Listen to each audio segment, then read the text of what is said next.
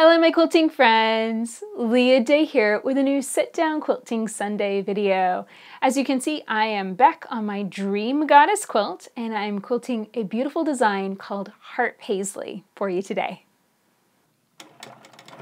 So this is Heart Paisley. This is one of my favorite designs and it starts with a heart shape. You return to your starting point, then pivot and echo around it. And that's the simple rule to the design. I'm going to pivot again and travel stitch my way back out again and go around once more. That looks great. I am intentionally building up thread in this design, so don't feel like you have to do it that way. It's just the look and style I'm going for with this quilt.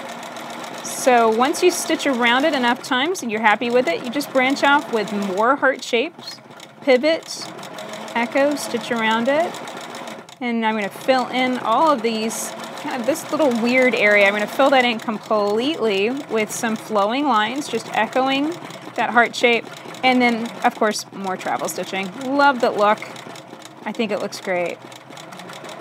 So this design can be expanded. You can make it a lot bigger, cover up a lot more surface on your quilt. I'm quilting it on a really small scale here because I want a really tight texture on this quilt. So this is a very versatile design. You can do a whole lot with it. Now I've been getting a lot of questions and confusion about the foot on this machine. This is a hopping foot and there's nothing that you can do about it. I'm going to back out and really talk about the foot for a minute. There is nothing you can do about the hopping on a long arm. It's a function of the actual machine. As you can see, when I lift the needle, that bar comes up. That bar is connected inside the machine itself. There's nothing I can do to stop that from going up in an upward direction, and then it starts to drop back down again with the needle as the needle comes back down again. So I can't do anything about that. There's nothing I can adjust or break or turn off in order to stop that from happening. It's just something that you just have to get used to, and I would have to say this is much better timed on a long arm than it is on a home sewing machine. You know, there's hopping feet on sewing machines too, and they're oftentimes timed with the needle bar rather than the actual needle, and they don't work very well at all.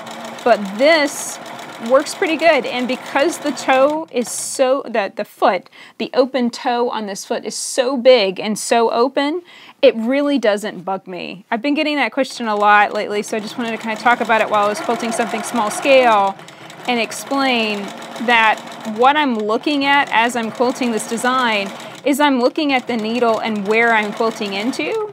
That foot is so open that it's really not in my field of vision. It's really not bugging me. But that's just my experience. I really feel like it's a good idea if you're considering a long arm, if you're considering going table mounted. I would strongly advise you to try and find a dealer where you can test the machine and play with it first.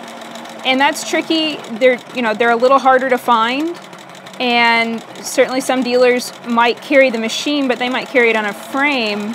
And you're just going to have to keep looking. Shows are a great place to try and find a sit-down long arm set up in a table where you can sit down and play with it and play with lots of different feet and see if that's going to be distracting, if it's going to be a deal breaker for you. As you can see, it's not a deal breaker for me.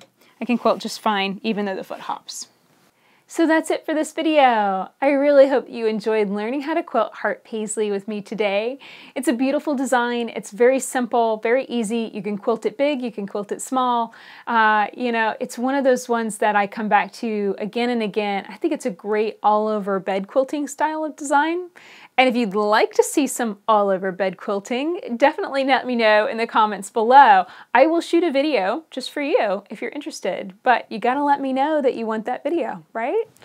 If you're interested in learning more about the Grace Q-Nique and how you can set it up as a sit-down table-mounted long arm, check it out at graceframe.com. We also have lots of videos. This has been a weekly project with new videos every single week, so got quite a lot here for you to watch. So definitely check out all of the videos we posted so far.